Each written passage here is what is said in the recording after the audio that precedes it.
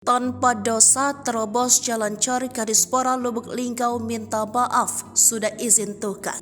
Kepala Dinas Pemuda dan Olahraga Kota Lubuk Linggau Purnomo akhirnya akan bicara setelah video mobilnya menerobos jalan yang baru dicor viral di media sosial. Sebelumnya, viral di media sosial sebuah mobil plat dinas BG44HZ melintas jalan cor di Desa T2 Purwakarta, Kecamatan Purwodadi, Kabupaten Musirawas, Sumsel. Mobil itu bak tanpa dosa melewati jalan cor yang masih lembut hingga merusak jalan tersebut. Dalam video berdurasi 56 detik itu, para pekerja itu terdengar kesal lantaran masuk tanpa izin. Dikutip dari Tribun News dari Tribun Sumsel Kadispora Lubuk Linggau, Purnomo meminta maaf atas perbuatannya tersebut. Menurut pengakuan Purnomo, ia membawa keluarganya pulang dari rumah sakit di Kota Lubuk Linggau Rabu 9 Agustus 2023. Menurut Purnomo, sebelum melintas jalan cor ia sempat turun dari mobil mengecek kondisi jalan dan papan pemberitahuan. Saat melihat para pekerja sedang bekerja, Purnomo sempat bingung karena memutar arah sudah tidak bisa. Karena jalan cor itu sangat tinggi, bila dipaksa mobil dinasnya akan rusak bahkan terbalik. Setelah meminta saran dengan para tukang, mereka mempersilahkan dan membuka jalan. Lanjutnya, setelah semua alat dipinggirkan, Purnomo sempat musyawarah lagi dengan para tukang. Divideokan diviralkan. Kalau tahu itu masih basah, tidak bakal aku lewat situ, ungkapnya. Setelah kejadian dan melihat jalan itu hancur, rencananya mau melakukan pengganti rugi. Karena sambil melintas tahu jalan itu basah, ia langsung merasa bersalah. Namun ia sangat menyayangkan kejadian itu langsung viral, padahal ia berencana menemui kontraktor untuk ganti rugi. Wali Kota Lubuk Linggau Haji Prana Sohe mengaku sudah menegur Purnomo. Sudah ditegur, sudah saya tegur,